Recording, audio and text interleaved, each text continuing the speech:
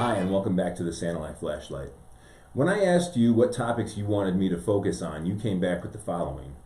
The first you wanted me to cover was 15-minute cities and the development in Sandusky. You want me to continue covering the Hope Thrift incident as well as the new drug rehab facility. All three of these topics came up at last night's Sandusky City Council meeting. There will be another special meeting this Monday just to discuss the MDOT alterations to downtown Sandusky. The council broke all three topics down into their own public comments time. Let's take a listen. Belongs to the township. So we wrote a resolution. We're going to look at it tomorrow. We're going to vote on it, and I'll just be very quick. I'm not going to read the whole thing. I know there's a lot of people who want to talk here tonight. Whereas the governor of the state of Michigan has proposed the Michigan Public Service Commission be the sole regulating authority for solar and wind projects. And whereas by granting the Michigan Public Service Commission this authority, local control would be preempted, and whereas should local control be preempted, a county, township, city, or village would be unable to determine the location, the size, the setback, the distance described, the decibel level, or any other criteria for the wind and solar. So we oppose this. We're going to vote against it, and we're going to send a resolution to our governor. So, thank you very much. Thank you.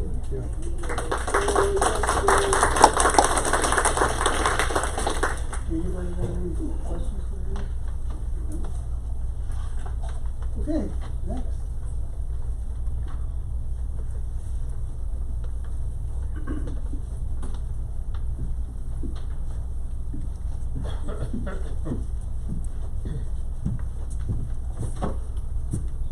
My mother calls me Diane. I would like to bring your attention to the fact that there is a PPO order on one of the homeless men that was issued on 6/7/23. I won't mention the name of the victim or the perp for their own safety or anonymity.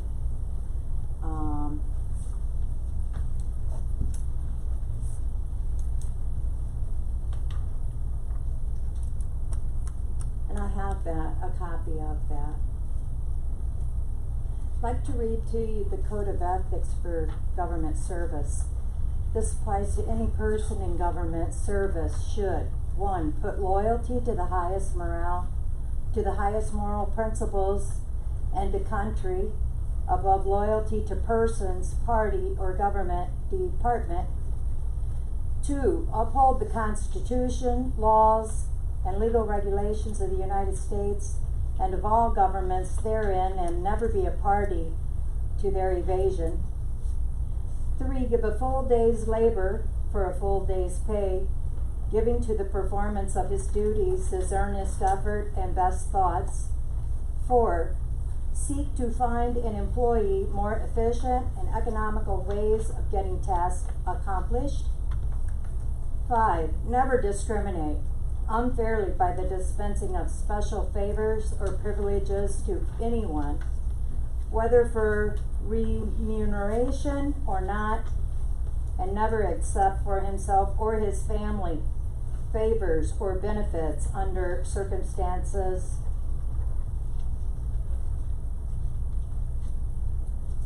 which might be construed for reasonable persons as influencing the performance of his governmental duties. 6, make no private promises of any kind binding upon the duties of office, since a government employee has no private word which can be binding on public duty. 7, engage in no business with the government, either directly or indirectly, which is inconsistent with the conspicuous performance of his governmental duties. 8, never use any information coming to him confidentially in the performance of governmental duties as a means of making private profit. 9, expose corruption wherever discovered. And 10, uphold these principles whenever conscious that public office is a public trust.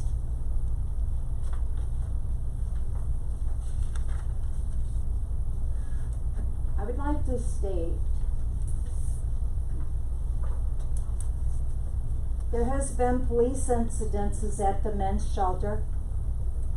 People came to me and told me about these incidences. Yet when we go to look for the police reports, they're not there. The chief of police, Mr. Brett Foster, sits on 3 boards.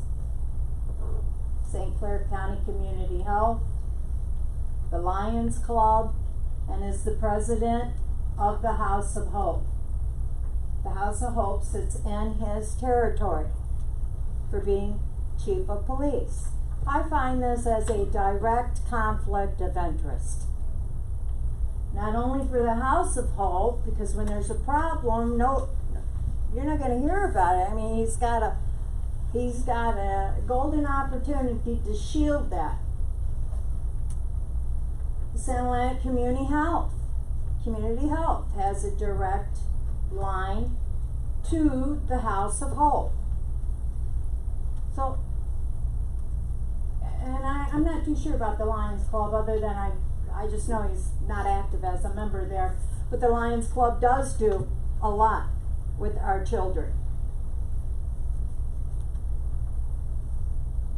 I talked to a homeless man just this week, and he told me that while he's no longer homeless, he's now managed to get on his feet, but he told me that at the shelter they have to attend 3 Bible studies a day.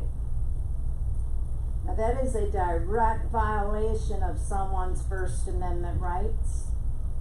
We have freedom of religion. But I'm being told because of the bylaws that a 5013C has, their bylaws trump your rights. No, it don't. It doesn't give you the right to discriminate. It doesn't give you the right to force a certain religion. And then the 13th Amendment is also being violated by involuntary service too, when you're forcing someone to work at a thrift store. These people are not being vetted, if they were being vetted. Okay, my time up? Well, I'm pretty much done. That's all I got to say. Thank you. very much. Any questions for me? It was good seeing you today, Dave. Next, please.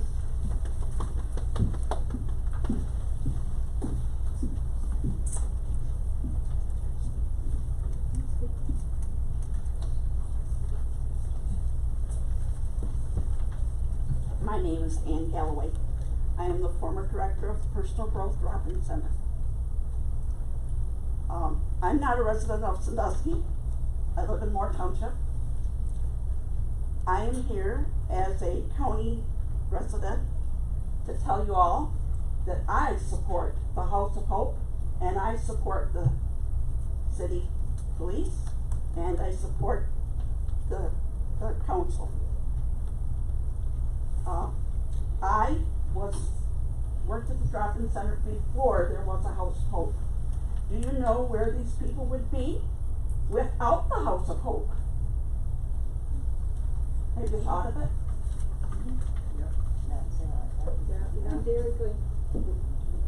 Somewhere else. Yeah, not in other So, towns, and just not in my Sandusky. backyard? Correct. Well, I'm sorry, they're in your backyard. Yes, We they're don't- behind Dairy All Queen. right, okay. Thank you. Not in other towns, just They're in Sandusky. Dairy. Come on, people, one person at a time. Who's next?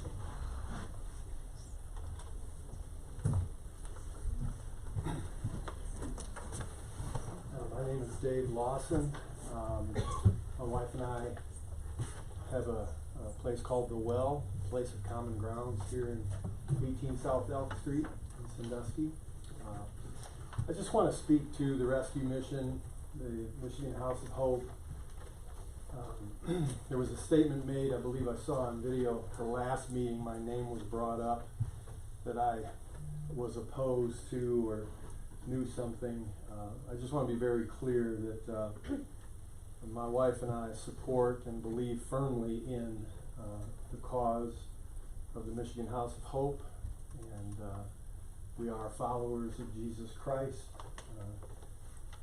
We don't force our religion on anyone. We share the hope that we have with those who are seeking and interested. I was a former member of the board of Michigan House of Hope, and it was my experience that it is a professionally run organization. It is run by the bylaws. Brett Lester, Chief Lester, is the president of that board, but this is an organization that is run professionally by a board, and all decisions are made by the board and done appropriately. I had firsthand knowledge of how they manage their finances, and everything was above board. Everything was transparent, and I believe if anyone in this room or in this community had concern about that, those books would be open for anyone to see. I don't think there's anything there to hide. So I personally, my wife and I, support that ministry and the rescue mission. I've been going there on Wednesday morning for the past couple of years, meeting with the men and doing morning devotions with those men. And again, oftentimes we talk about things that aren't necessarily in the Bible. We talk about doing life. We talk about the mistakes that we've made to get us into the situation that we're in. And we talk about how this community loves them as human beings. That we care enough to help them, to walk with them through this. Is it perfect? Is anything perfect? Right? We're all broken vessels. We all have flaws. So, you guys, it's not a perfect world we live in. I just wanted to say that the Michigan House of Hope is a place that are helping broken men get their feet back underneath them, get back to their families, get back to being good members of society. And are there some that won't find that path? It's no different than our corrections facilities, right? Not everybody will change or want to change. So that's all I want to say. Thank you. Who's next?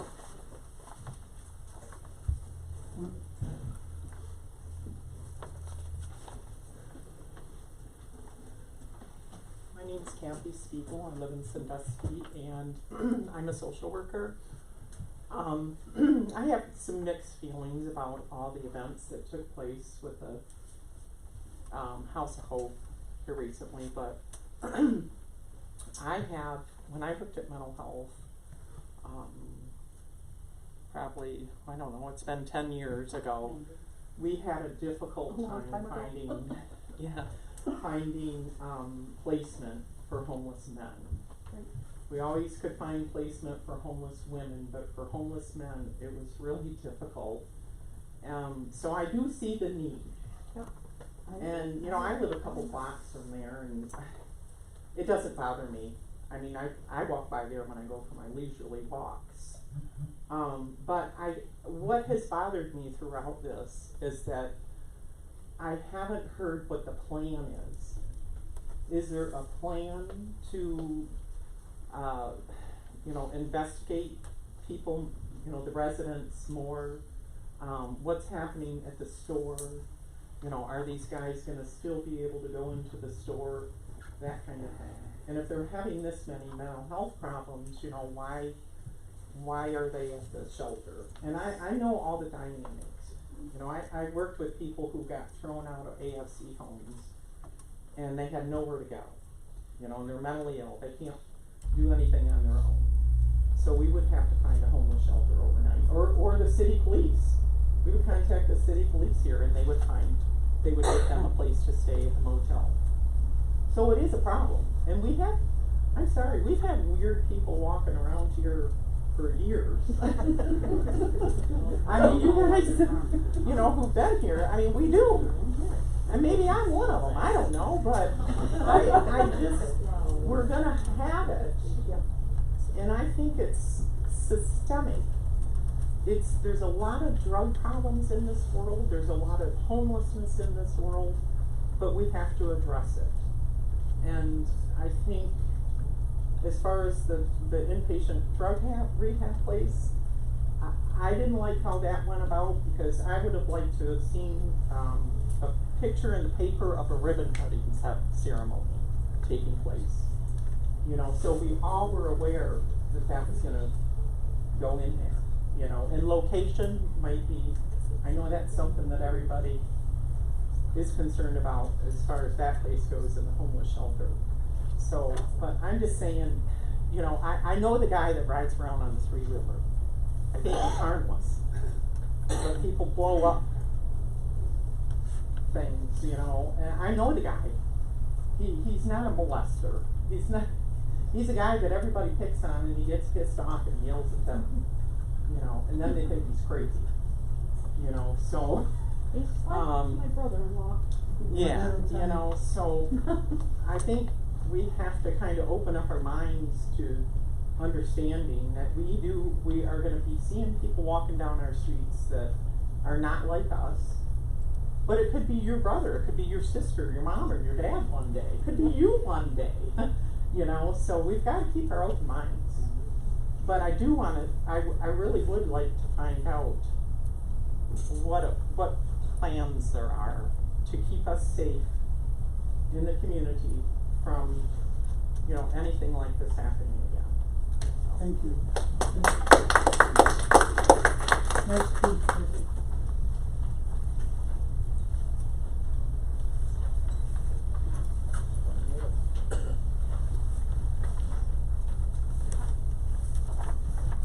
I'm Don Willis.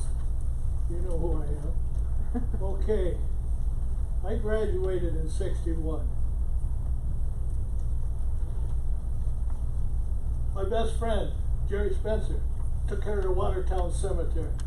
This is years back. They were delivering drugs in the cemetery then. Yep. Mm-hmm. Okay. They delivered drugs right out here. Well, did it ever stop to think? Even they made one lady, I don't know who, made a statement that they were required to have a Bible study 3 times a week. Did you ever stop to think maybe our time problems started when they took God out of the schools? Amen. When I went to school, they had Youth for Christ meetings. You try that in Sandusky school today. Things got out of the courthouse. You know, we're living in our last days. God's coming back. You better put Christ back and quit worrying about all the little stuff and take care of the problems throughout the country. Thank you. Thank you.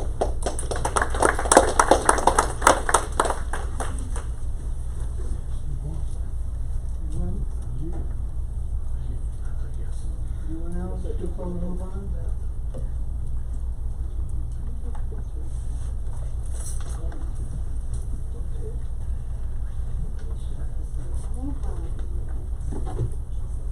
I came tonight concerning something I had heard that I know a little about, and I was just wondering if this was on the council's mind of having a 15-minute city in this town.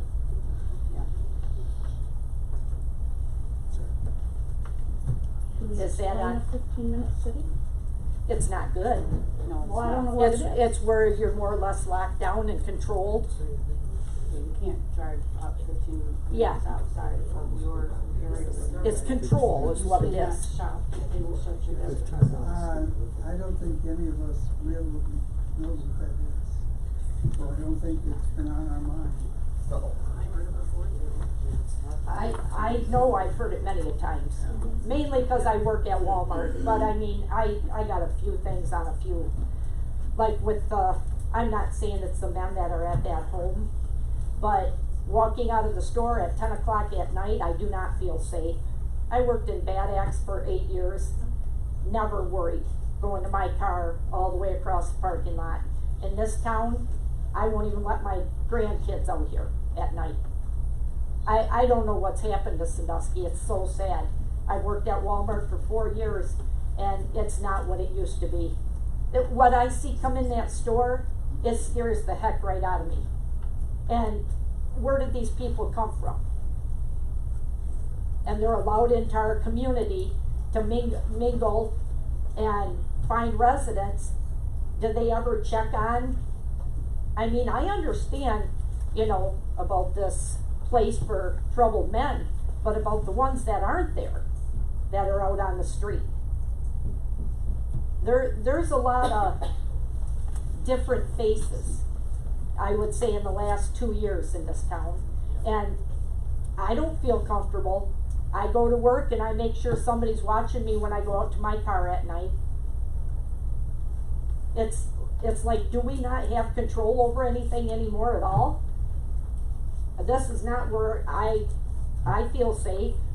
I know my family doesn't feel safe. But my main thing was on the 15-minute city, because I had heard that this was going to be on the agenda along the way, and I wanted to know if this was really going to happen, because I hope not, for everybody's sake. And you can Google 10-minute city. Yes. You guys are following it to a T. One Yeah. person, I don't think there's one person. Don't tell me you haven't heard planning it.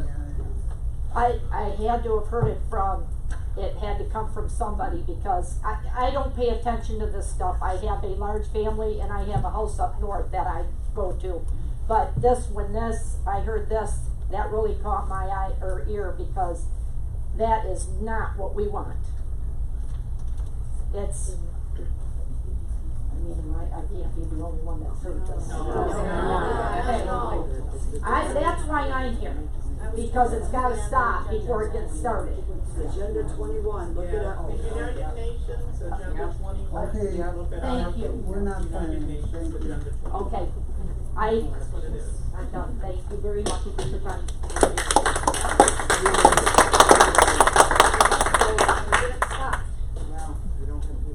I'm only allowed to speak twice. Can I speak? Go ahead. I'll be short this time. For those that know me, I'm Pam Wadsworth. I think we spoke last time and we were all in agreement that we needed a shelter. One of our concerns was, let's take care of our local people, don't bring in these outsiders. We all know we have trouble here. And once again, I'm going to remind you that there is an 8-year-old victim that nobody talks about. We're talking about the shelter and how great it is and all that, but there's an 8-year-old child and her family still suffering, still traumatized. But she's the only one we're finding out about. Why is that? This one has personally affected me, and if I hear one more time, well, at least nothing happened, or it could happen anywhere. Yeah, but it happened here. It happened here, in my town, to someone I know. That's all I have this time.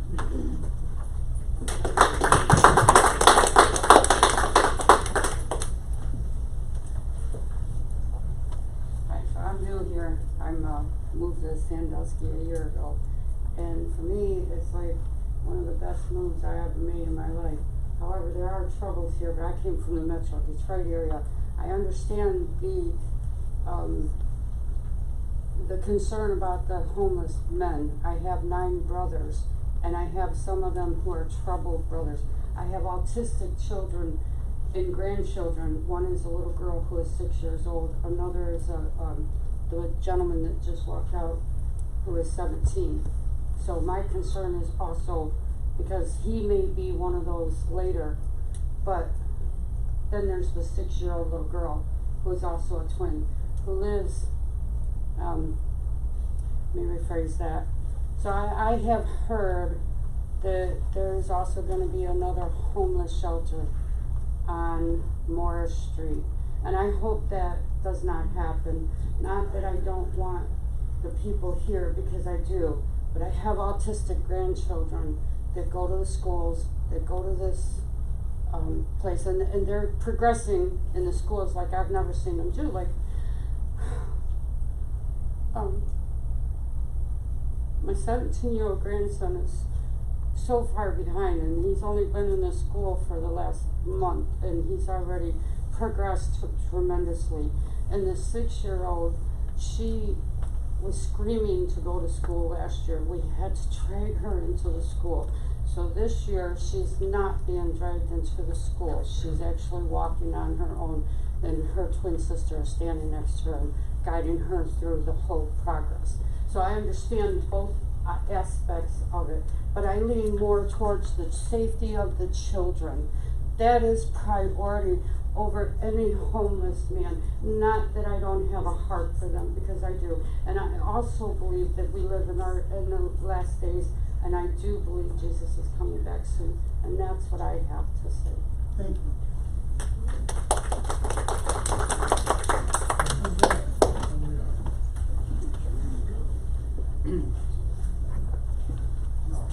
My name is Mark Gildenzoff. I agree with Pam Wadsworth and the different ones that spoke. I don't say we need to shut down the shelter altogether, but I'd say the president over there needs to clean up his act and do a little better job of filtering these people. We don't need imports. I agree with that. We got enough problems right here in our town. And the guy that the offense here was up from Saginaw. Why and how was he up here? Why wasn't the background checked? Not 3 measly questions like Tom Bowser said. Why isn't that done more thorough? He was from Peck, so He's from Saginaw, because that's what the last assault was. He had a misdemeanor at the theater. he had family in Peck. Okay. So why is he here then? If he's... You dropped the bomb, Brett. I'm sorry. Own it. Like my wife said in the post, you dropped the bomb. Let these people in here. Now we got an 8-year-old girl that's going to be scarred for life. Anybody disagree with me here? No. What do you have planned for future? If this shelter stays open, what are you going to do, Brett? It's not just me. These are board decisions of a separate entity. What's your board going to do then? When the decisions are still formulated and made, they'll put it out. How many more victims? So, what is your time frame on this? What do you have an idea when it's going to happen? No, we're still meeting. So, meanwhile, all this stuff is going on. The arraignment's tomorrow. Is that correct? I agree with Pam. It's a dang shame that the kitchen people aren't even mentioned. It's brought about by another church that the 19-year-old was a victim. It's on YouTube, man. You can look it up, anybody. I mentioned the victim. You are the only one. The rest of them did not. Okay, but you seem to want to eliminate that from my statement. I'm sorry. And I'm sorry.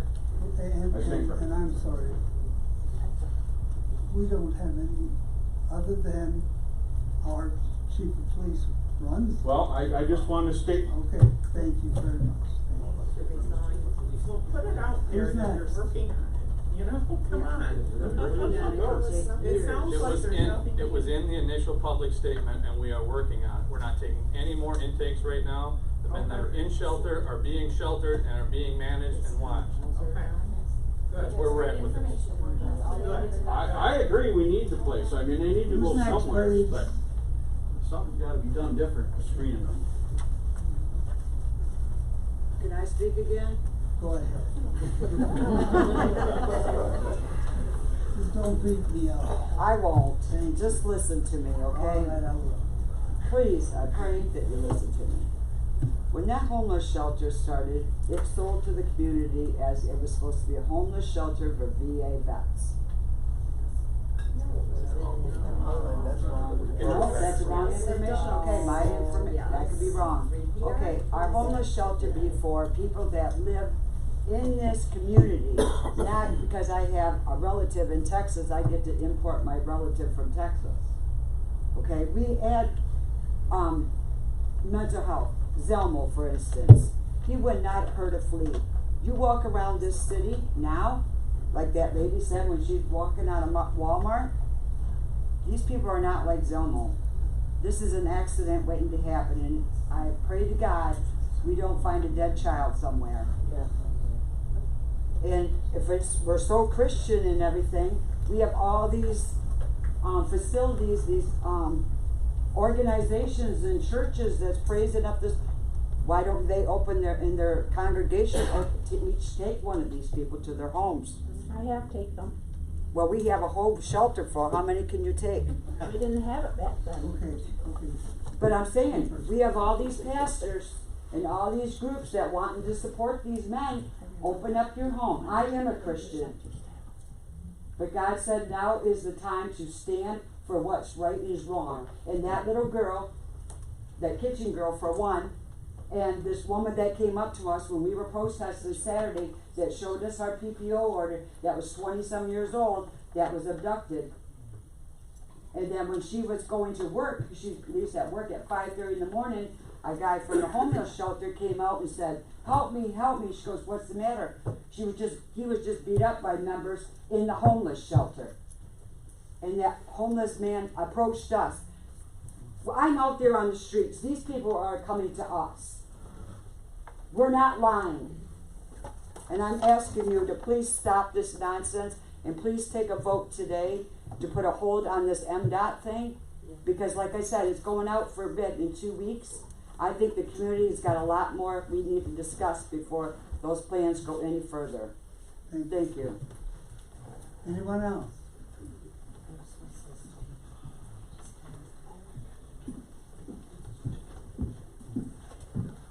I'm still Diane. Hello. Diane, keep it short. When it comes to smart cities, I know a little bit about that because I followed it. We're not going to. And I just want to make one comment. Earlier today I came in and I spoke with Mr. Faber here. I gave Mr. Faber a website, did I not, Mr. Faber there? And I would like for him to pass that website on to the other members of this board. What I gave him was part 1 of a 4-part series that was done 11 years ago on smart cities. So if you guys don't know what a smart city is by now, you're well behind. That's all I got to say. I hope you watch it. Thank you. And get yourself educated. The governor knows what it is. Who's next?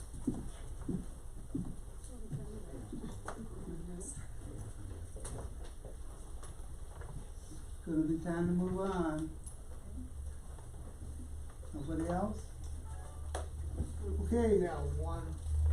Come on.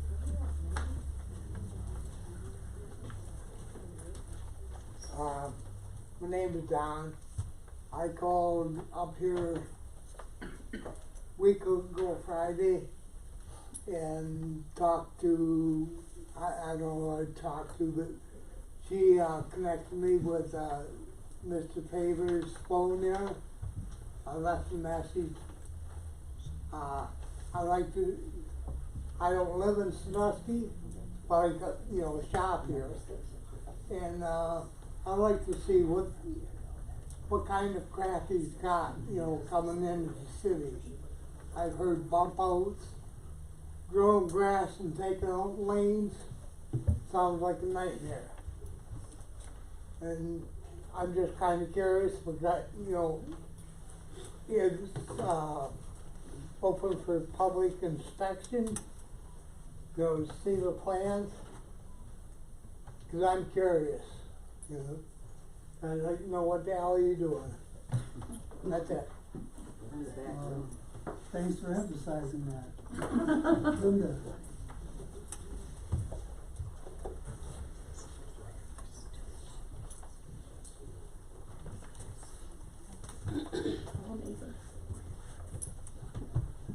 can't come up and give a false name because too many people know me. I am up not to sway one way or the other about the homeless shelter. What I'm up here for is to talk about the village and our children. Yep. It's not just the responsibility of a parent, but if another adult sees something going on, to speak up. Our children are the most important resource we have in this community, and we're not protecting them as well as we should. They want to go on about the shelter. That child is going to be having problems for a long time, and that is very, very sad. But what's not talked about either is that right across the street from the playground, there is a man there that I've watched several times come out to the playground and accost little children. The parents were quick to respond and pull their children away, but not all those children are being supervised. We need to start taking care of our children. That's all I have to say. Thank you. Thank you.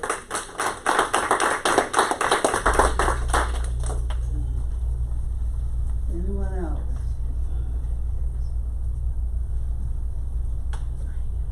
All right, we're moving on.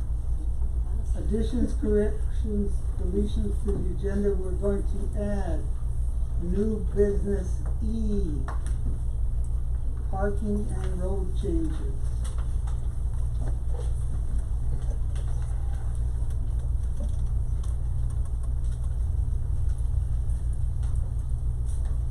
And with that one amendment to the agenda by Bissett, seconded by Bond. All in favor of the motion signify by saying aye. Aye. Anyone opposed? Motion carried. Petitions and communications, none. Public hearing, none. I have two correspondence. Thank you for the use of Door Field on July 13th.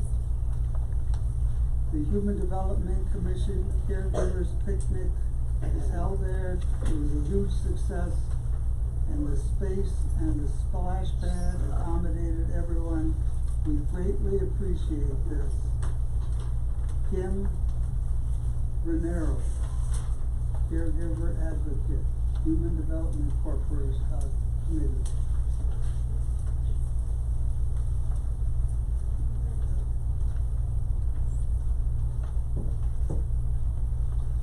From Comcast. Maybe some of you already received this. September 6th, dear City Manager, we are committed to keeping you and your customers informed about changes to Xfinity TV service. Accordingly, please note that the INSP channel will be relocated for more sports and entertainment. The change will occur September 26th. Feel free to contact me for questions. Brian Cepeda from Comcast. Since they've got the monopoly in our town, that's why they send the letter.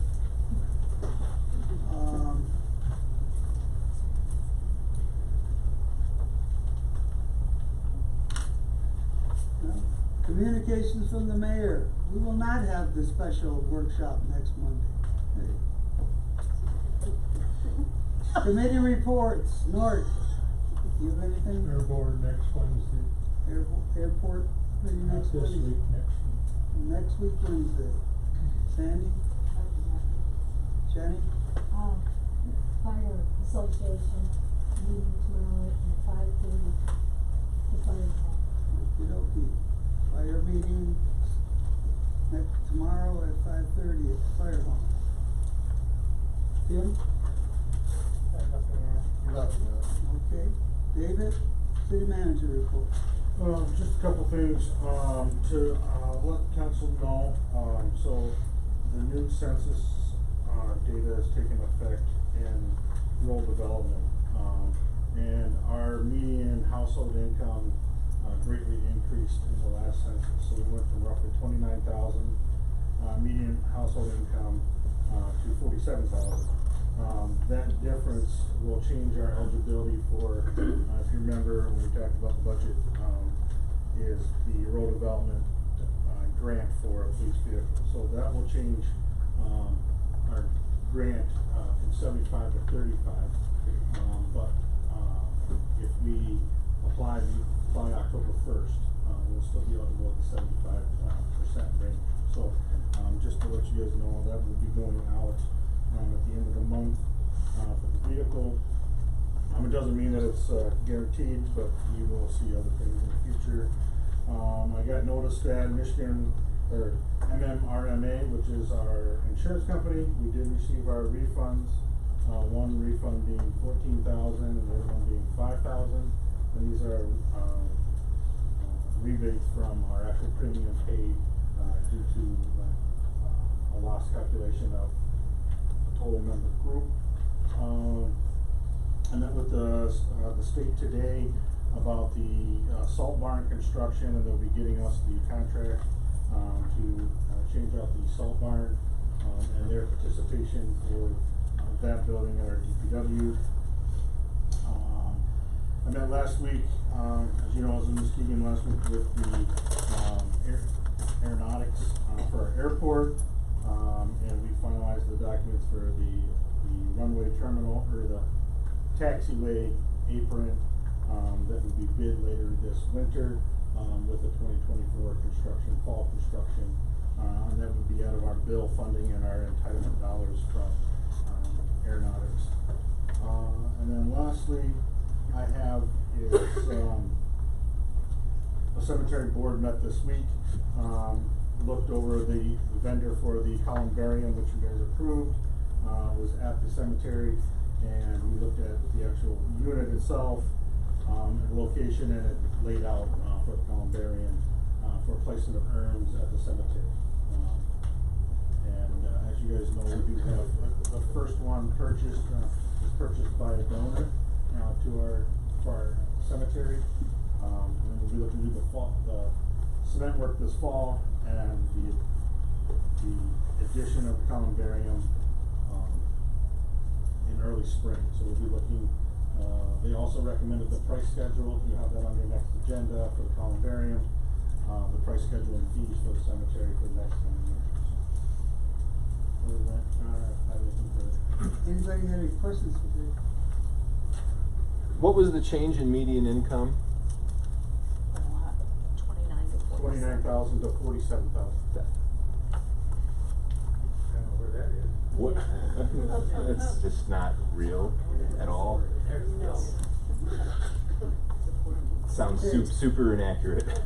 Dave, how is that calculated, or who It's done by the Census Bureau. It's done from whatever the citizens put in their census data. Okay. Just for the city? This is just for the city of Sandusky. When was that census taken? And when was it taken? When was the This is the 2020 census data.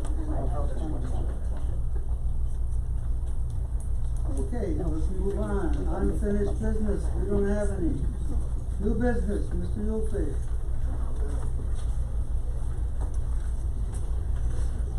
Okay, so 2 weeks ago we were here, and I really just had questions, and my intriguing mind has just brought tremendous amount of more questions. First off, I'm the house right behind the new, as we call it, recovery center. But first off, I think we need to understand the term of rehab and the difference between rehab and recovery.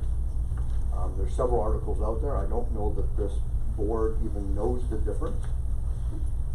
And then I think that you should get acquainted with that, because in this situation, we're not looking at people that are in the recovery stage that may just need assistance here and here. We are going to actually be putting people in this house.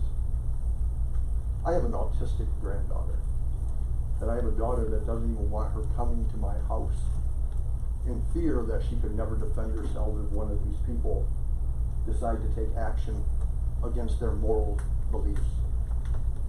I think that's ridiculous.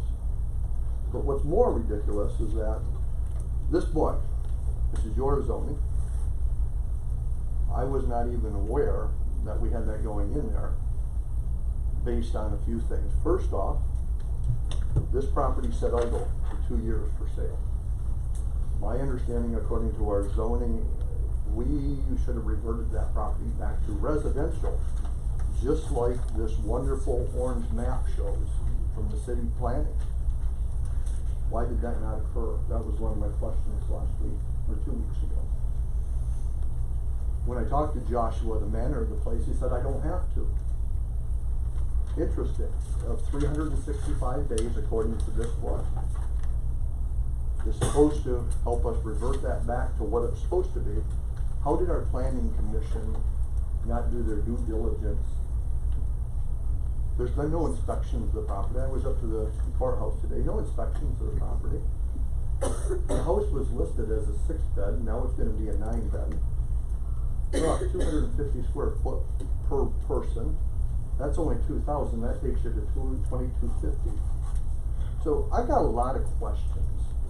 Who on the planning commission seen the actual request or the paperwork turned in by this group to actually rezone that?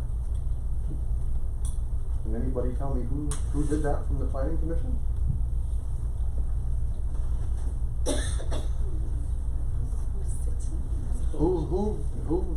Who takes the paperwork? Who sets the planning?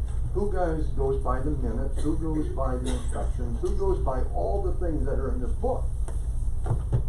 Because my request is that we also have the Michigan Rezoning Abilities Act.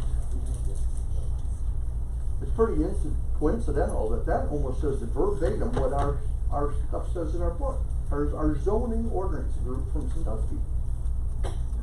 So how do we get this far? No letters sent to anybody within 300 feet. I've talked to every resident around. No public forum to address this. So where do I take this? Do I take it to this level, the state level? Do I need to take that approach? What do we need to do? Because this is a big oversight on a group of people that I feel up here now are not doing their job. They're not doing their diligence for the boards that they sit on within this council. But when I have to talk to a neighbor and he tells me he don't have to rezone, after my understanding with the seller of the property and the agent that sold it, they were told by city officials that it should have reverted back within 1 year. It should have had to be rezoned. At the closing, they even informed the people buying it that they had to get it rezoned. But today we don't have to rezone because guess what? What's it show on your tax? 201 commercial. How'd that happen? So do we have to abide by anything that you guys present here tonight? Because apparently you don't have to abide by either of these.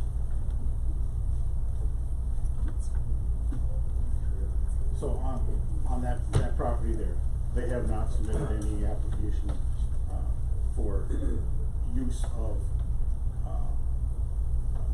group home. That property was rezoned in 1987 and 1988, and also had special land use approval granted by the Zoning Board of Appeals to operate as a group home for the property. So it was rezoned and approved as a special land use. But it's been vacant now for over 2 years till it was purchased, correct? Correct. So when does it revert back according to our paperwork? If it was a non-conforming use, it would revert back, but it's not a non-conforming use. Okay. A group home is permitted in a residential district with special approval. And if it was a non-conforming use, in 2016, the Zoning Board of Appeals interpreted the zoning ordinance that if the property was continuing to be sold continue to be sold, actively being sold, that did not count, because there's. So then why was Dory told that it would revert back? Or was that just a ploy to get it for less money because it was no longer commercial? Why would she be told that? I don't know. Well, my understanding, Dory had a conversation with you and Mr. Lester both at some point in time. About this. The only conversation I heard that she ever had with me was, is that can it be still used as a care facility? So my question is that we went from a recovery, which has different mandates than people that are being put in there.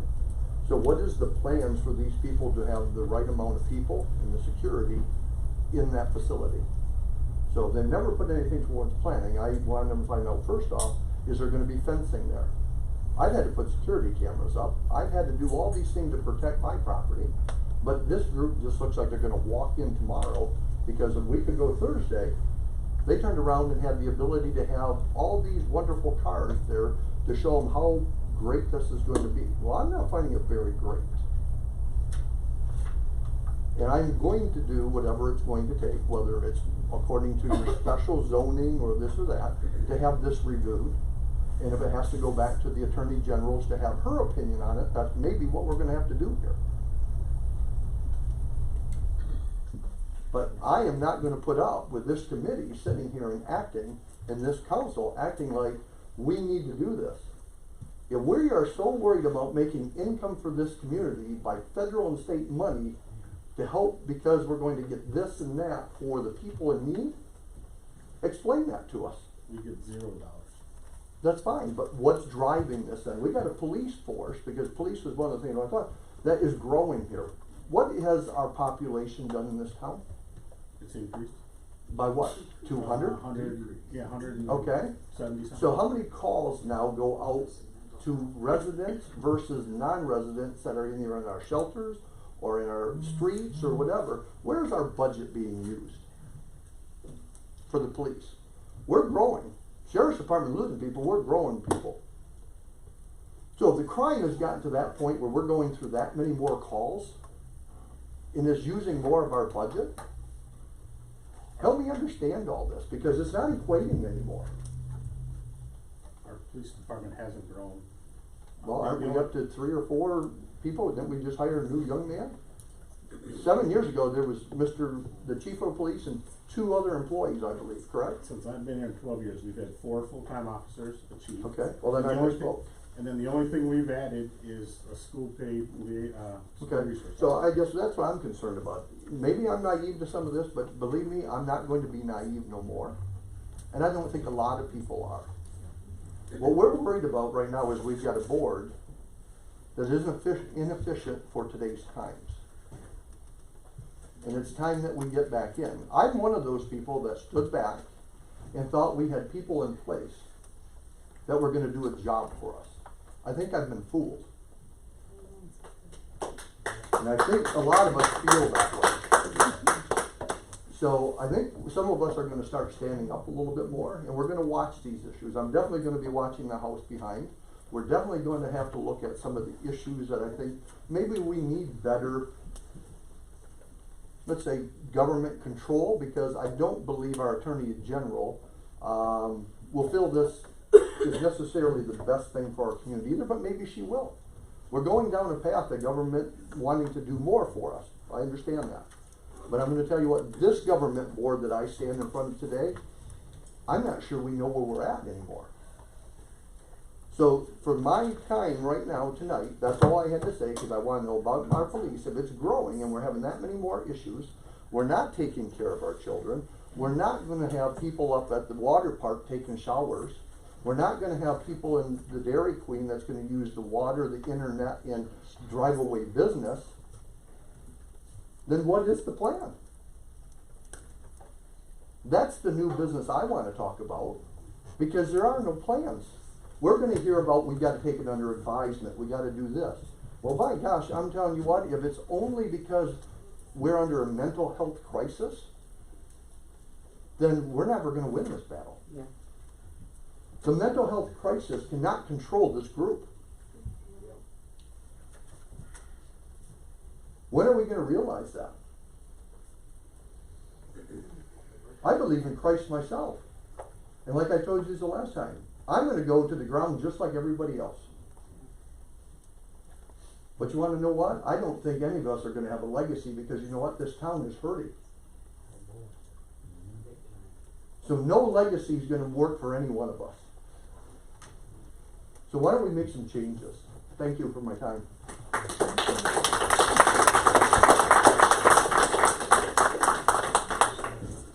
New business B, Diamond Trail rental agreement. Mr. Lucidas, may I say something in response? No. Okay. All right. There is another public Okay, I'll save it. comment on Thank the you. agenda.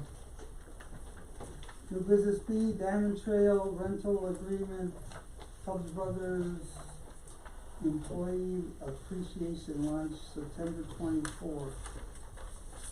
We need a motion to allow them to. Move to approve.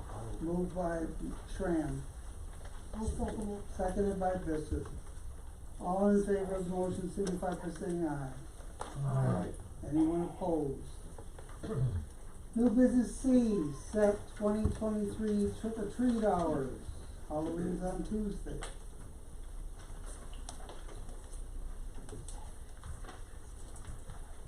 You wanna stick with 5 to 7? I'll make a motion that we keep it the same as it was.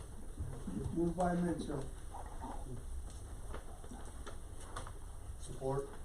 supported by Harris. All in favor of the motion signify by saying aye. Aye. Anyone opposed? Okay. What are the hours? I think we should look into going 6 to 8. I know having young kids growing up, it was really hard with the day shift to be part of their Halloween time, so 6 to 8 was really nice for younger.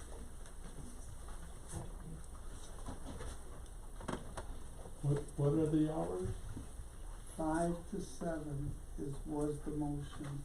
Mr. Stone said that he would like to have it from 6 to 8. Okay. But we've already passed the motion.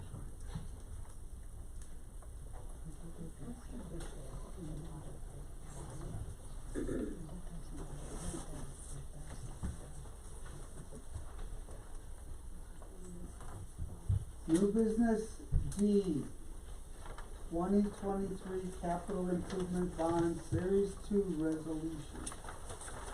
So this resolution is in front of you for the second part of the capital improvement bond, for the water main that is gonna be installed on M46, from Dawson Street to Oval Road, at the same time as the, MDOT project.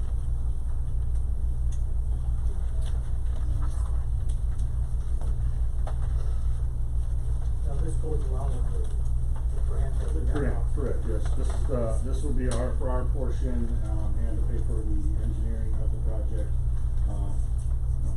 The total project is roughly $3.5 million. We received $2.6 million, in grant funds from, the drinking water state revolving fund. So this is an amount not to exceed $1 million. Correct. It should only be about 600 or so. Would be like 800 some.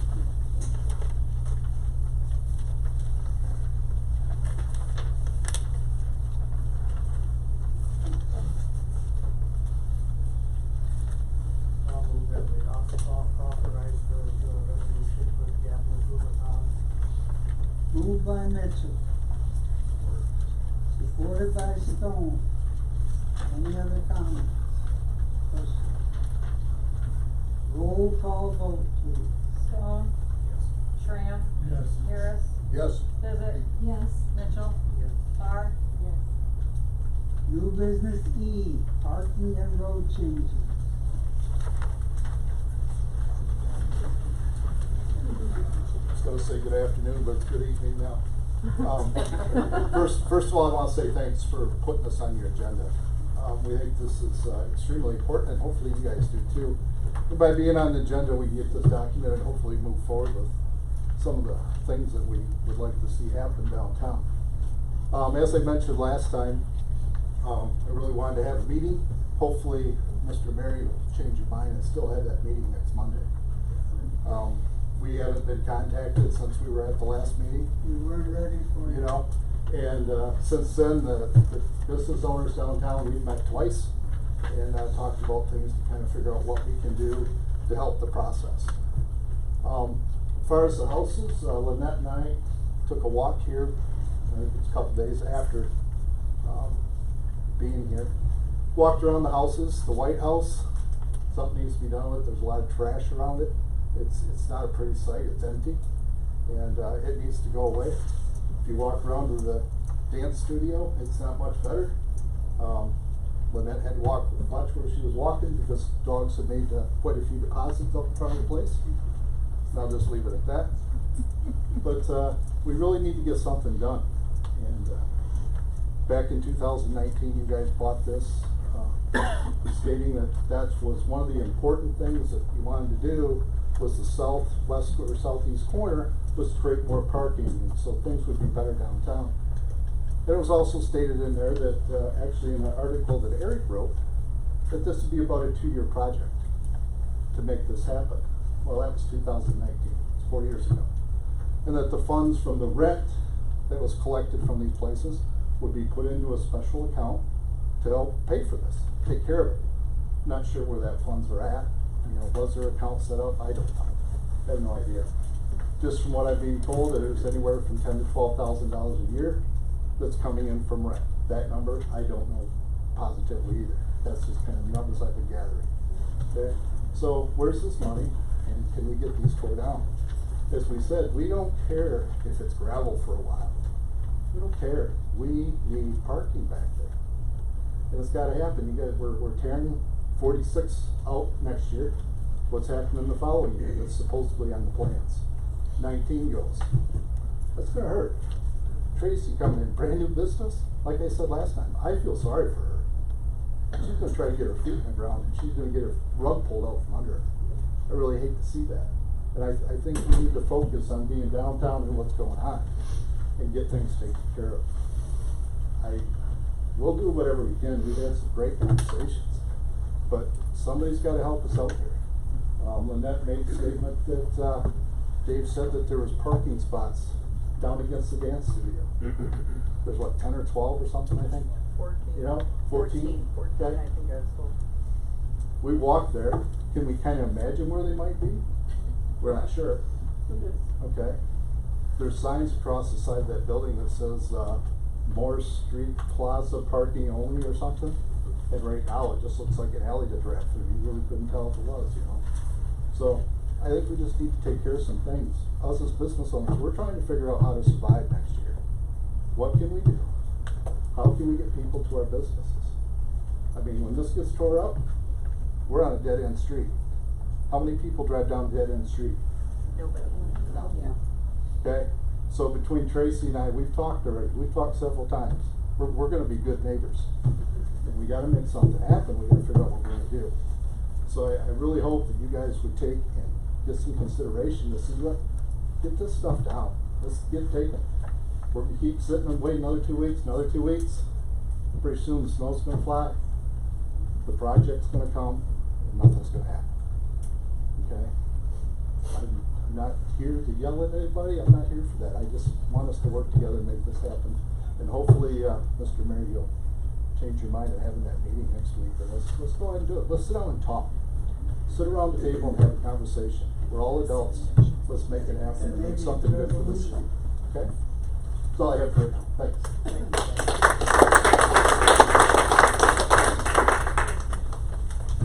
Yes, I'll go next.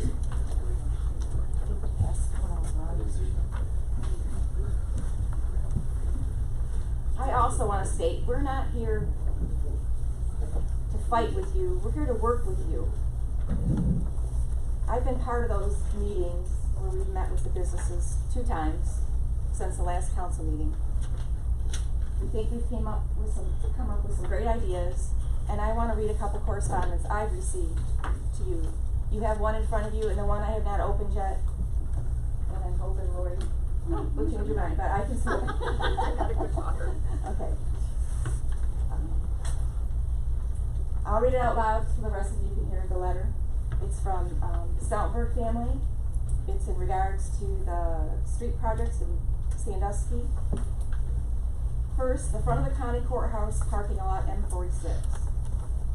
Parking in front of the courthouse not only provides access to the business on West Sanilac, both the north side and the south side, but during events on the courthouse lawn, such as the scarecrows, the car shows, the veterans flags display, Friday nights at the gazebo, parking to unload and reload will be severely hindered for those, the craft show, everything.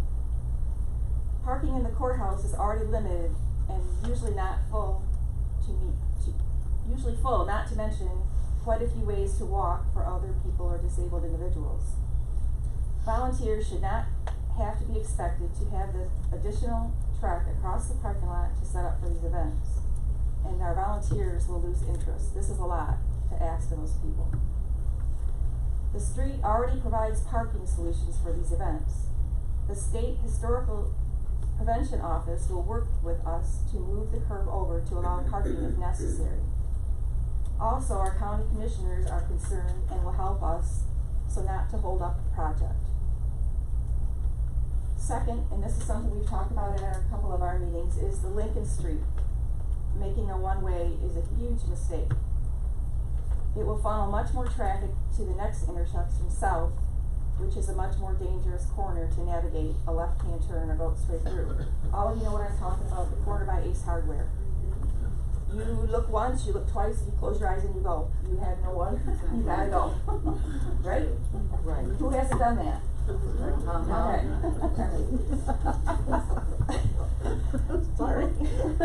People go into Axie Insurance, the Tribune, Keys Radio, Edison Suites, and the barbershop. All will have a more difficult time accessing these businesses. A simple solution would leave same but have a right turn only. This will solve the problem of making an alleged dangerous left turn. So there, that paragraph, we're concerned about the bump outs. Okay. Third, please consider the rural characteristic of the city, which includes a lot of farming activities, which is what I brought up last time I was here. Driving tractors through town is a common sight. Tractors and semi hauling ag products keep our city and surrounding community viable and many people employed and business thriving. Hindering farming with any impeding activity or aesthetics to make the town look nice does not help community grow. It only punishes hardworking families. And lastly, we'd like you to consider our concerns and allow parking in front of the courthouse and a right turn lane only on M19 from Lincoln Street, and eliminate the barriers for farmers driving on M46 and M19 that would hinder or make it difficult for machinery or ag products to be carried through Sandusky with sidewalks, crosswalks, or abutments across the road. Many businesses and townspeople are concerned, and many of them are here with us tonight. They all will be speaking. We just ask that you listen, understand what they're trying to tell you, and we want to work with you. And yes, we would love to have a meeting next Monday night, because I don't think this is going to you're not going to come up with parking tonight. Okay. And I have not opened this yet. It's from a downtown business. I told them I would read it at the meeting.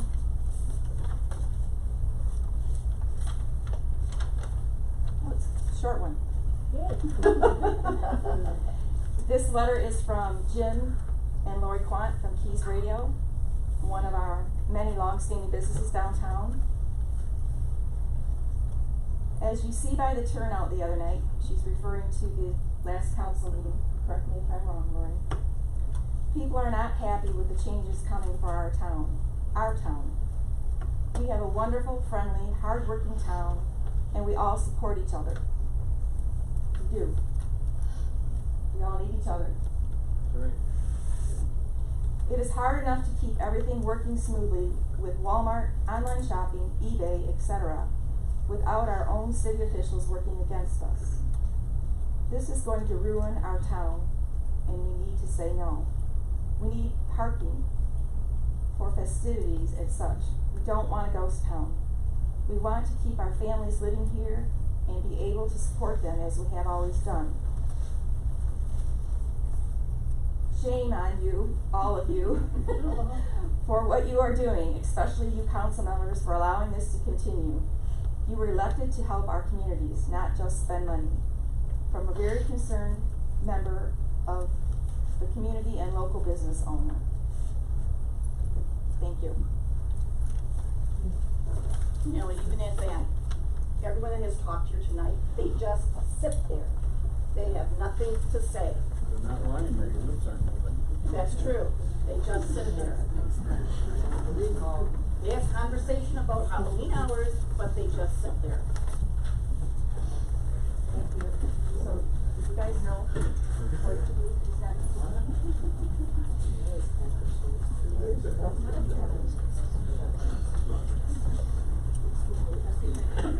Mine's like a letter because I have something for me. I'm Sarah Hobson. My sister Kathy and I own Sandlike Florist at 770 Sandlike on M46 next to the Sandusky Library. We and our neighboring businesses are very concerned about losing our on-street parking with the 3-lane proposal for M46. With the economy as it is, we and other businesses cannot afford to lose customers because of parking issues. Moore Street, next to us, is an option, but parking spaces are often filled with library patrons. We understand, after discussing with an MDOT representative today, that M46 doesn't have the volume of traffic that would require a 3-lane highway. Sandusky does desperately need road and sidewalk repair. Let's take care of what we have and keep it simple, and don't make it more complicated than it has to be. That's it.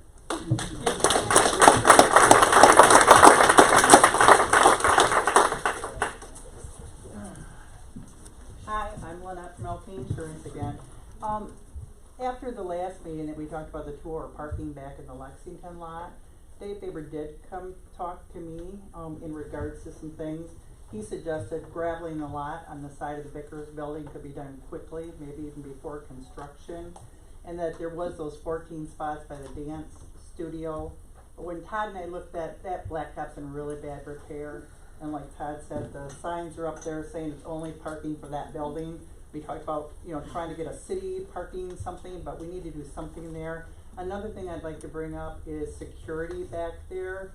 With all those buildings up, you really can't see through there real good when you're walking through to the downtown. So it probably, with the buildings being in such bad repair, the White House also, as an insurance agent, has a very cracked up cement driveway, which is kind of a liability hazard.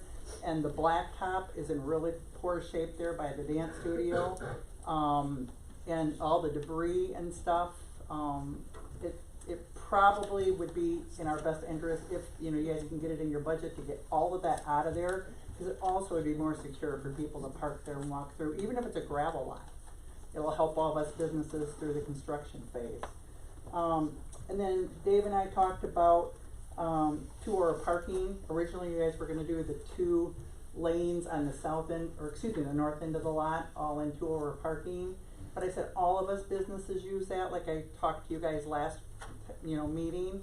So it'd be kind of nice if there was just a little bit of 2-hour parking, maybe on both ends of the lot, to you know, help all the business. Also, we got to remember that it's mostly employee parking out there. So having too much 2-hour parking, if we don't have enough parking for the you know, everybody, like if we were to do the southeast lot over there, it would give more parking for like the Sheldons, the Mint, the brewery, and it would kind of help free up that we can do some 2-hour parking, and maybe even in both kind of lots, you know, for customers and stuff like that. Also, what else? Also, I know some of the people were, when all those businesses met, they were concerned about the bump outs and pedestrian, the medians in the middle of the highways or whatever. And so I called Craig Ennis at MDOT. He's from Deckerville. And anyway, I did learn from him that the bump outs really aren't necessary as far as MDOT's concerned, that the city maybe had wanted those bump outs. And so, I'm kind of wondering, since our downtown sidewalks and a lot of that is so bad, if maybe instead of doing the bump out, should we put the money into redoing sidewalks? I know he also said while the contractors are there, it would be cheaper possibly to have cement work done through the downtown while they're there. I mean, could we maybe put that money elsewhere? I know the sidewalks, you guys ground them down a few years ago, but there's gaps, pretty good gaps again in the downtown sidewalks. So I was kind of thinking that might not be a bad idea. And I also think that a lot of times a good design is not only beautiful, but it functions well for the community. And I think we have to think of that, what kind of community we are. And we are, you know, an ag community and a rural community. So other than that, I think we need to plan for a long-term plan. I know, like in talking with Craig, he said it might not happen in our lifetime, but at some point, if traffic flow ever did get to the point that you needed it, that it could be that you could lose all street parking. It would be 4 lanes through. So you might want to plan that now and get some different off-street parking, which I think adding that lot would be a great idea if you guys could do it, even gravel.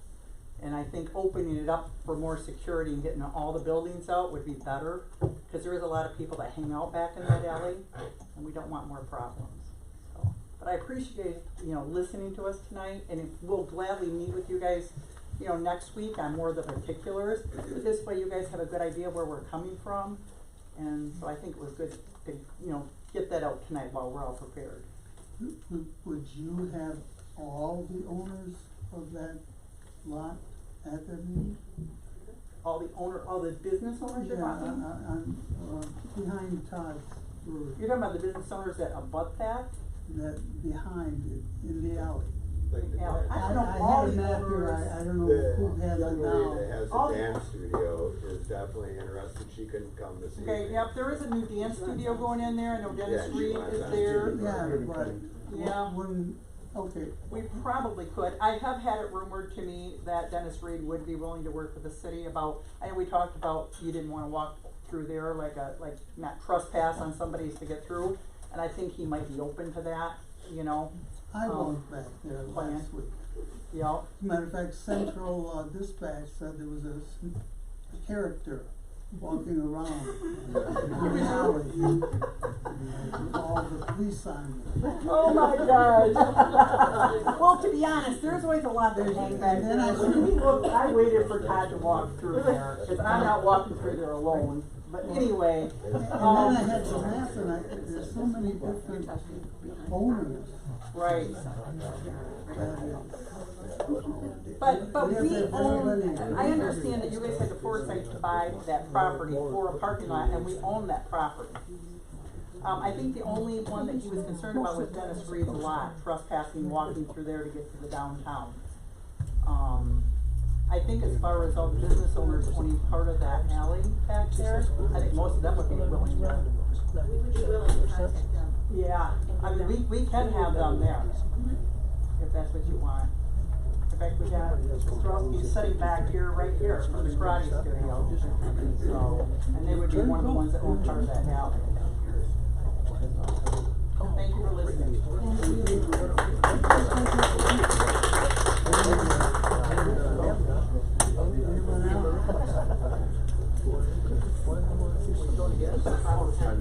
Go ahead, Todd, go on. Sorry. I just listened to a man talk about people with drug addictions, rehab. My son had a drug addiction. Yeah, we're not just public comment. I'm sorry. No, we're talking about streets. I'll get you up. You'll be the first one to I'm talk. just trying to follow along. But you know, that happens a lot. Carry on. You're good.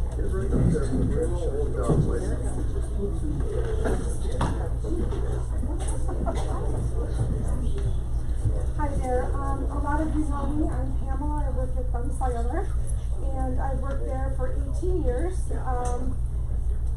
After hearing about the upcoming construction and renovation plans for both 46 and 24 and M19 and 25, Myself and Lisa, my coworker, we found ourselves with some concerns about what these changes would bring to the town of Sandusky. I'm not from this area, I'm actually from a big city, Sterling Heights, so little town Sandusky was a little different for me, but I've been here now for over 20 years. Other businesses have concerns about how the construction is going to negatively affect their day-to-day businesses for both themselves, their employees, and their customers. Although I'm not a business owner, I'm very vested in the company that I work for and have the same concerns. One of the things that our customers enjoy about Thumb Cellular is the ease of access to the entrance of our office. They can pull right up to the front of the building, they can drop off a payment, stop in really quick, ask a question. They enjoy not having to walk a great distance to get to our store.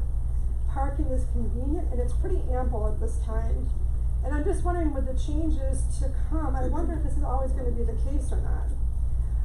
It's my understanding that both employee and customer parking availability will change for many businesses in town with the pending 2024 and 2025 construction plans. Much of the north side of 46, from the courthouse lawn extending to past Sandwich Florist, will no longer offer parking. And the areas that will have some limited parking will have much less parking than before. With bump outs planned for many, if not most of the side streets that empty onto 46, there will be diminished parking in those areas as well. The planned bump outs on the M19 in town will reduce parking spots along the street. During the busy times of the day, a few extra spots here and there being unavailable might make the difference between a customer stopping at a business or not. This is super important for our town. Where will the employees and customers park that normally took advantage of those areas? How will this affect their businesses? Where will the overflow of cars go? Do we have enough city parking to handle these vehicles? The city parking lot behind our building, Thumb Cellular, is already at capacity, 95 parking spots. There's one company that uses that parking lot and they employ approximately 100 people. Now you have other businesses that use that same parking lot as well, so parking spaces are always at a premium. With 2 new businesses opening in the area and also relying on that same parking lot, how do we possibly accommodate everyone? Once construction begins on 46, will this not be the choice for customers and employees to park in that would normally park on 46? As businesses grow and more parking is needed, where will we find these needed spaces? We need those spaces now. I understand there are talks of city lots being made into parking lots, but when will this occur? I also understand there are plans to make Lincoln Street a one-way street and offer parking there, but at what cost or inconvenience to the businesses that will be affected by this change? And will that change offer enough parking for our expanding downtown? We all know that some change is inevitable and progress can be painful, but at the same time, not all change is necessary. I believe there are more pressing matters facing the city than what is planned for 2024 and 2025. I hope the concerns that have been brought before the City Council by all the people in this room can and will be discussed in greater detail by the Council.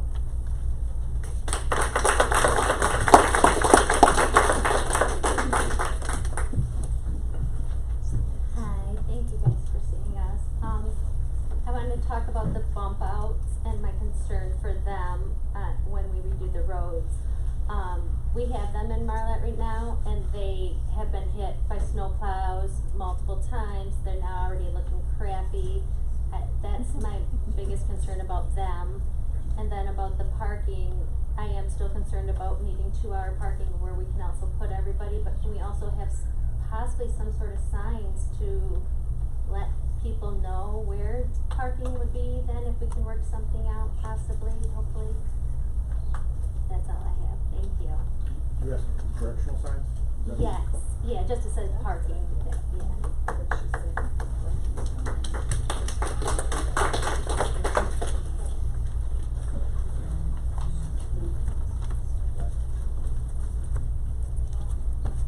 Well, I wasn't gonna say anything, but give me the 70s back. All this modern stuff you guys want to do is just, it's out of control. I want 70s back. Take me with you, please. It's the best decade I ever had. This is crazy, but, and you know, y'all wanna make things you think are better, leave things alone. You know, leave things alone. This new stuff you guys wanna do is just terrible, but I tell you what, you guys wanna put this down to a 3-lane, whatever you wanna do with the bump outs and stuff, I'll make a deal with you. I'll say, okay, go ahead, do it.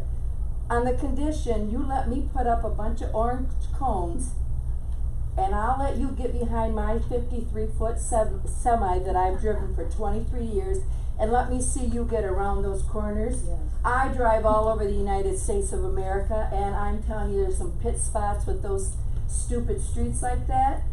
And then you try to back up because you can't cut it, and you got everybody behind you, they won't back up.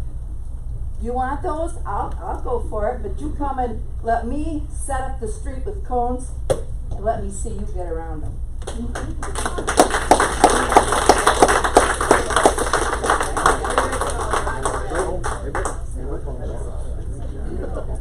All right, I just want to close up here real quick. Again, appreciate you putting it on the agenda, and if I can, I would like it to be added to next month's or the next meeting agenda as well, if we can do that, because I don't want the ball to get off the table. Todd, do you want it on next meeting's agenda, or do you want to have the special meeting? Monday. Monday. I want Monday, but I don't want this to fall off the table. All of the people that park your parking lot will be there. Yeah, oh, absolutely. We just don't want it to fall off the table. We want it on both sides. Well, that's what I'm trying to do. That's what it will be. And if you'd have the city engineer at both meetings would be great too, as we all discussed. Hold on. I think we need to set up a workshop for next week. Yes. With Todd and the other business owners and the property owners, because we get the property over there, not all business owners. Yeah. Property owners, property. Hold on. So we need to try to get you guys have already done your legwork, we're still doing ours. But we'll get our stuff together, hopefully we can have the city engineer at the meeting. And we can look at options that can be done quickly, and we can look at long-term stuff. You know, we started this project, like you said, 19, and we bought property that became available. And some of it was more expensive than what we wanted to pay, but Good thing we don't for the have to buy it. long-term project, we had to buy it. Now, because of the easements that are there, our need for easements that are there from other property owners, it's made it difficult to come up with a schematic that works as well as it could if we had an easement. So if we could get those people involved, that'd be great. And then for the short term, I just sit down and see what you guys have to say, and we know what we can do and how much money we can spend, hopefully by then. You know, as far as the MDOT project, it's been on the works for years. You know, MDOT's had this on their, they postponed it several times. It's gonna be a heck of an inconvenience, no doubt about it. They're gonna tear up the road from side to side, corner to corner. It's gonna be an inconvenience. And the little bit of control that I think that this council has is not very much. I mean, MDOT, they've had meetings with Dave and DPW, and they've kept us as well informed and stuff, but whether we can make a lot of changes now, I don't know. They're going out for bids. They may already be out for bids. It's already out for bid. Bids are due October 6th. MDOT only does what the city wants it to do, because MDOT came and talked to us personally at our store. Yeah. He said, I want you to understand, it's not us doing it, it's the city You doing wanna it. work closely with the city. You can stop anything you want. They're not requiring the bump outs. If you want, they wouldn't do it. They've had a lot of meetings with the city. So that's the issue is they have their plans. And they had a public hearing back, 3 months ago? Yeah, it was. Right in this room, they had a public hearing. Yeah, Nobody heard about it. No one knew about it. It was There business were owners were roll let codes know. and all the whole transfer, it was not worded right in the paper. We weren't notified of that. Yeah, we, No. I don't know. It was published in the I mean, I didn't It get a was letter published in the sent from us. paper, it was on the radio station, it was on our Facebook page, and MDOT did a statewide press It was release. straight They up. never, it was a public hearing. Yeah, well, it was their meeting they held here. It was their meeting. Yes. It was But none of absolutely these there. downtown people got We had No idea. Everybody was invited, based on their notice in the paper and on the radio. I mean, it was a public hearing. Mr. Faber was supposed to come around and talk to people about closing driveways, and he never did. We didn't get notified of it. Nobody was notified. Paper about bump-outs and all this other, it was about construction. So anyway, the construction, maybe between now and then, these items are very important that, Mr. Stelter provided. And, maybe between now and we have a workshop next Monday, we can try to come up with some answers or some suggestions or what we can do with that. So I would make a motion that we open the workshop, next Monday night at 5:30. I'll second it. Moved by Mitchell, seconded by Bissett. And Your Honor, for the sole purpose of talking about downtown parking and the MDOT project going from 46. And no other subjects. Just to back Larry up, I agree, he just made a very good statement. We've been planning this project for years. And we just tried to plan another project 4 years ago by buying property. You know, shame on everybody, maybe I wasn't a business owner at that time. But shame on everybody, we kinda let the ball fall when it come to trying to take care of this parking issue that we probably knew was gonna be an issue back then because we bought this property. Yeah. We knew it. You know, in the article that Eric wrote on September 11th, 2019 paper, it talked about that. Because we knew this was gonna happen and we were gonna have to do this to help enhance our downtown parking. So, we got a meeting, that's a good thing. Okay, thanks. Thank you.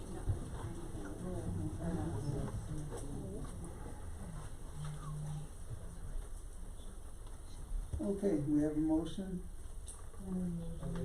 Yep, Larry made it. Jenny seconded it. All in favor of the motion, signify by saying aye. Aye. Anyone opposed? Motion carried.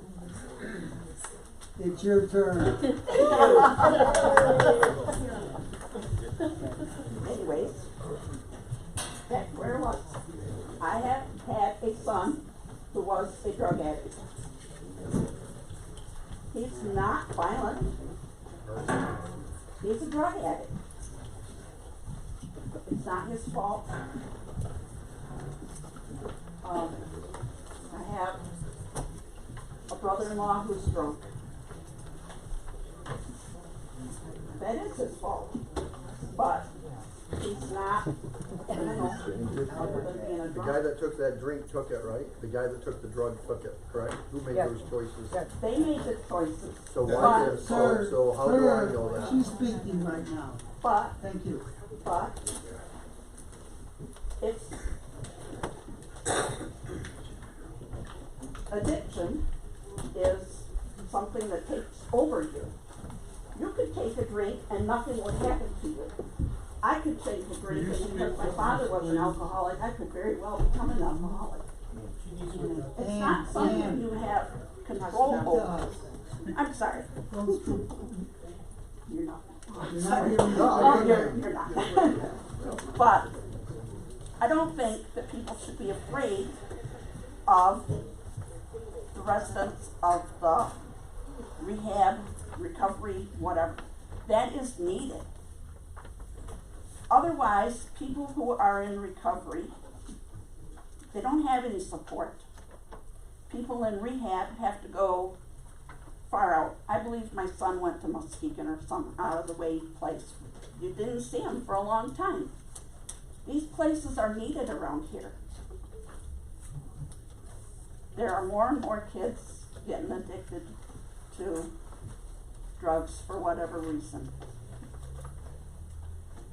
I worked at the drop-in center and people said that people were back there doing drugs.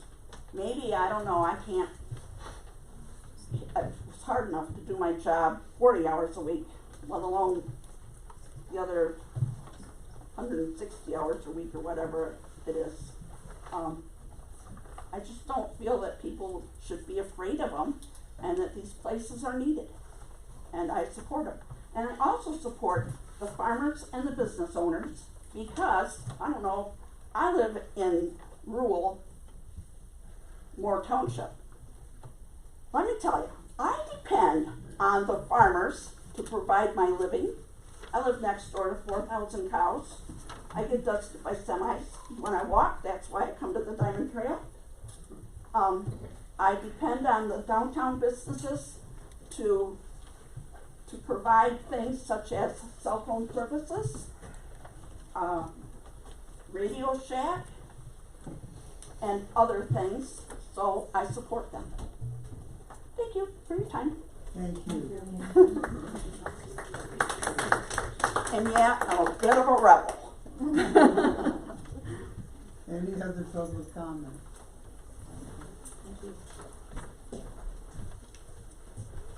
I just have a brief comment. Cindy Teeple. And it's just, I know all these board members are personable and have opinions about things. And I don't know if this is just the way you normally have always run your meetings, where there's no interaction quite often with the people here. I've sat on many boards, and usually the dialogues are not as confrontational if there are nods or people saying, you know, we understand your problem, or we're listening or something. And my only concern when you have your legal counsel sitting here, that you've been told just to basically, you know, not make any comments that could be of some sort of legal problem or What are we whatever. afraid of? Well, no, it's not that, but you know, it's just, and I understand legal counsel because of course I have a lot of knowledge of that. And, you know, if your clients keep their mouth shut, there's nothing, you know, that's a good thing to do if you have a client. But I think when you have empathy and sympathy, which you do for your fellow townspeople and the people you live next to, it's good if you're able to take a moment sometimes and just nod or make sure they know you heard them. I think that's really important. So that's all I wanted to say. Thank you very much.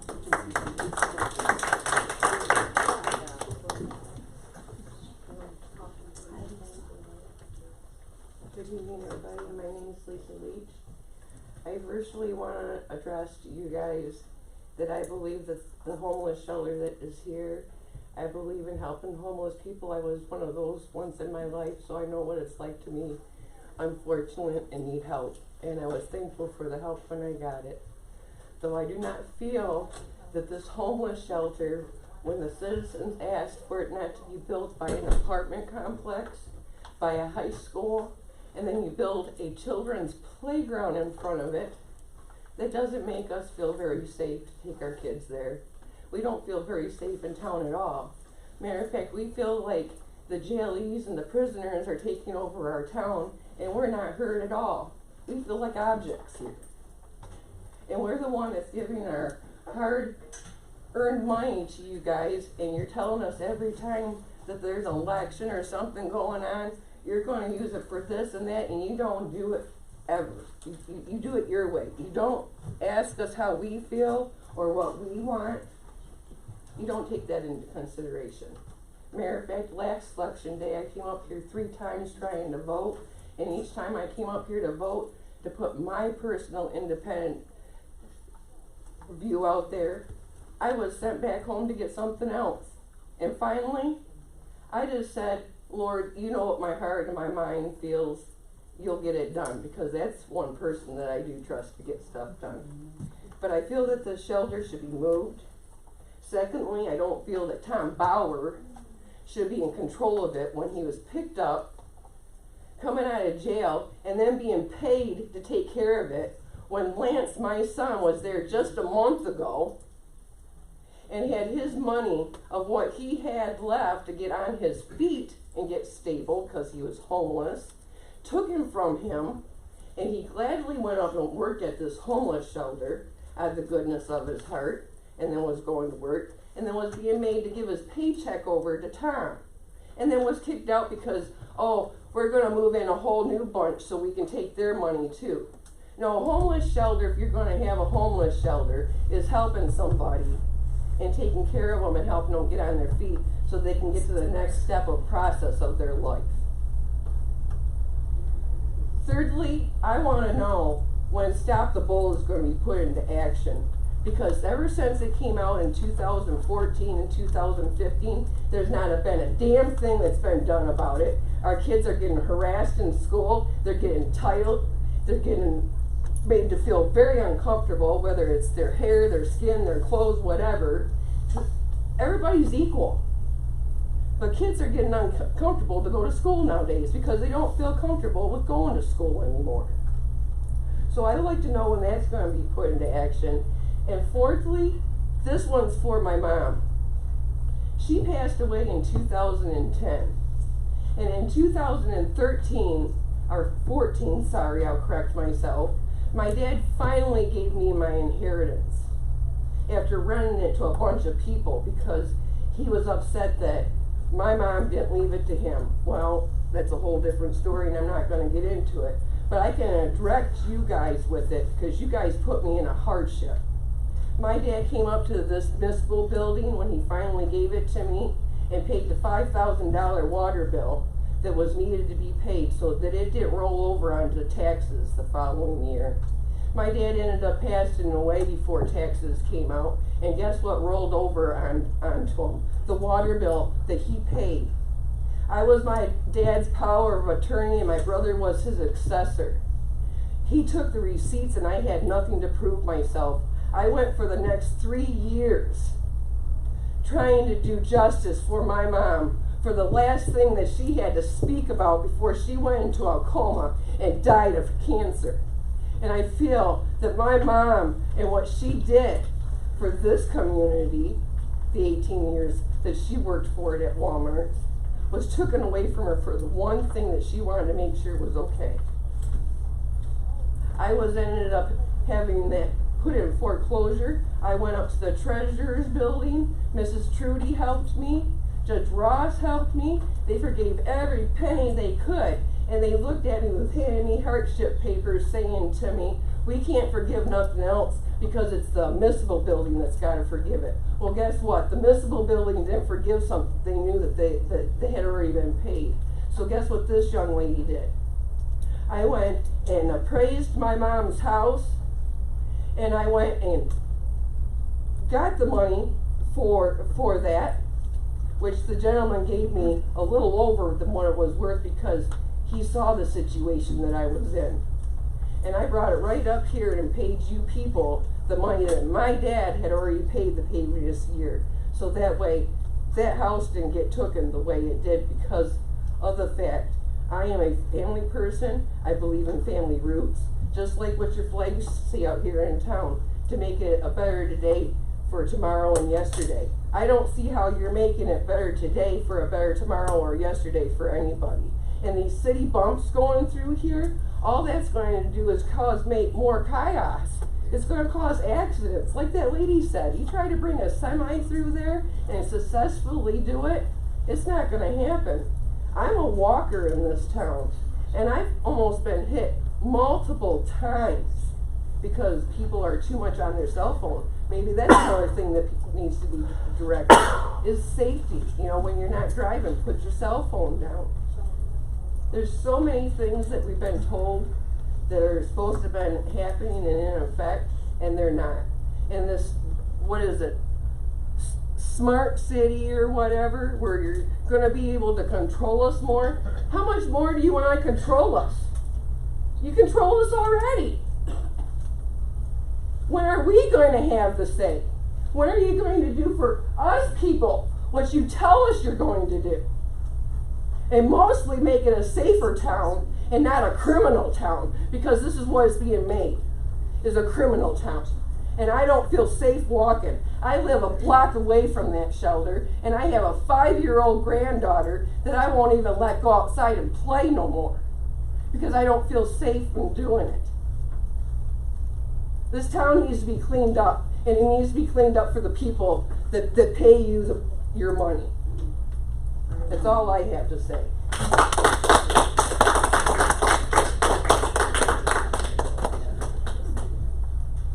Hi, my name is Kimberly Blake. A lot of you probably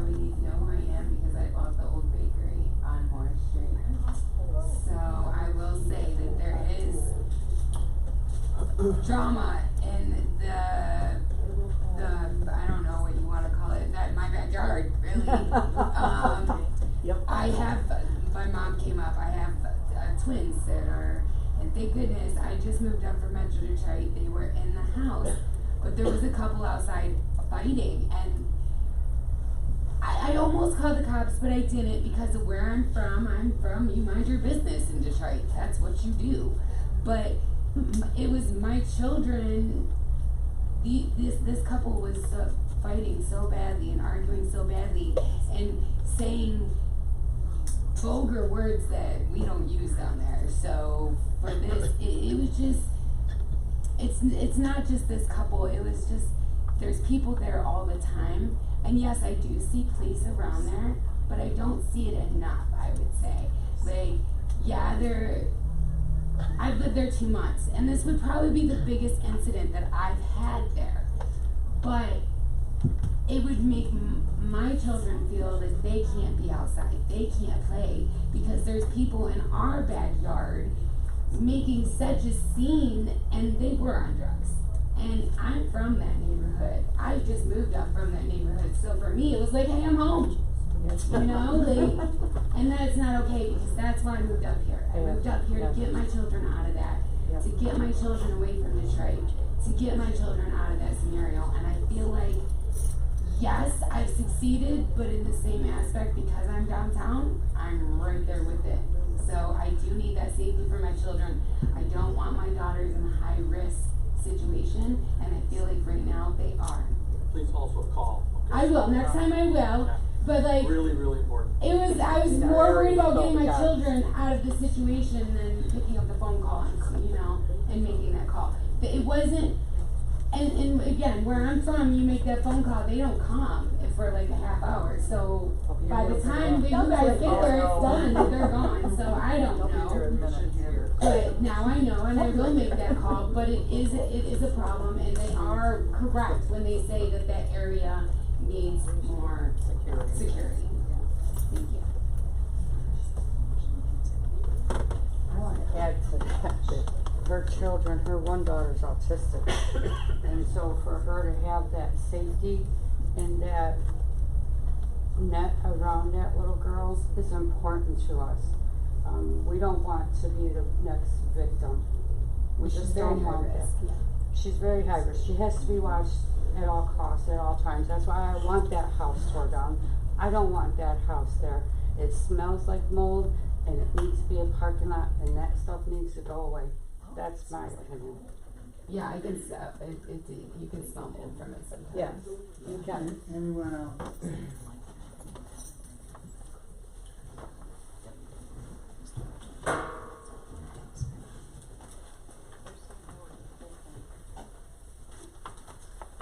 Well, I would just like to say that this issue of a smart city is something that I think everyone needs to learn about. And this, whether you think that I'm a conspiracy theorist or not, this really has generated from the United Nations. Yeah. And it's trickled down. If anybody has, cared to look it up. But you'll see terms like sustainability in your city, housing, there's more planning committees and all this stuff, and this is happening. And I don't know if you guys really know it or if you're tuned into it, but I would highly recommend that you read a book, Behind the Green Mask, or watch videos of Rosa Core, and that's who Diane was talking about, that she gave you, Dave, or she recommended that you watch. But she's a very intelligent, she's deceased now, but she made videos 11 years ago and talks about how George W. Bush signed into an agreement with the UN to change our structure in the United States throughout the world. And it's coming, guys. It's coming. I mean, you can think that I'm dumb or, have a tinfoil hat on all you want. But this is part of it. She even says in there, You'll have streets with a median in the center. I mean, she talks about it. She's and this is nonpartisan. She was a liberal Democrat. So this isn't coming just from a Republican point of view, because I am, a Republican. But so I just would highly recommend that you look that up.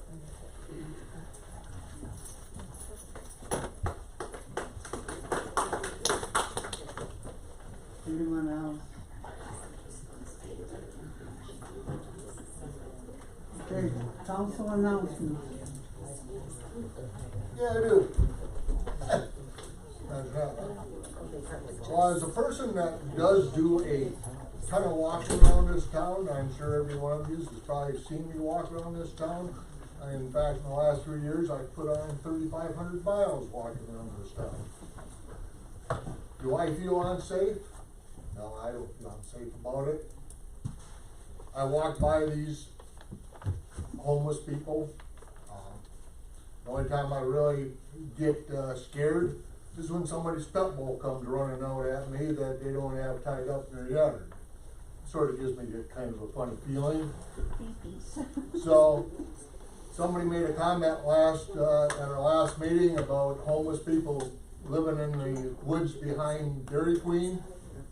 Well, I'm here to tell you, there's nobody who lives back there in that woods, not as of the other day, because I walked that woods. Because when somebody says something, I usually go check it out and find out what they're talking about. So I walked all through that woods, and the only thing I found is a styrofoam box that probably blew out of the garbage from Dairy Queen. That's the only thing I found. So, is anybody living there? No. Last Sunday, did I see 2 possibly homeless people sleeping in a car in a parking lot? Yeah, I did. It was 8:30 in the morning. I even walked up, looked in their windows. They were covered up with blankets, and they were separated in this parking lot. And so, are we going to be able to control that kind of stuff? It's going to be tough. Are they homeless? Well, I don't know what you people classify as homeless, or I know what I classify as homeless. Turn on your YouTube sometime and see what the city of Pittsburgh looks like, where the homeless people live in tents. These people ain't homeless. They have a shelter to live in. I talked about 9 Truman Street last week, or 2 weeks ago. They're squatters, they're not homeless. So, just had to express how I felt, I mean, like I say, 3,500 miles walking around this town. So I walk it. I do it from my heart. I get up faithfully every day and walk. So, just to tell you, a lot of people say that this is going on, that's going on. Well, I just proved one person wrong. Nobody's living in woods. That's all I have, Mayor. Anyone else? Can I add a little bit to that? Speaking of homeless. No. I'm done with public comment. Okay. Any other council announcements? Motion to adjourn. I make a motion to adjourn, Your Honor.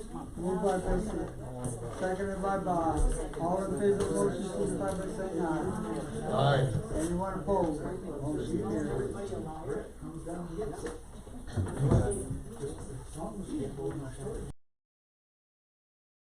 Just a reminder that the next meeting is this Monday to discuss the 15-minute cities changes that MDOT is trying to make to downtown Sandusky. Till next time, go with God and walk in the light of truth. Thank you. Have a good night.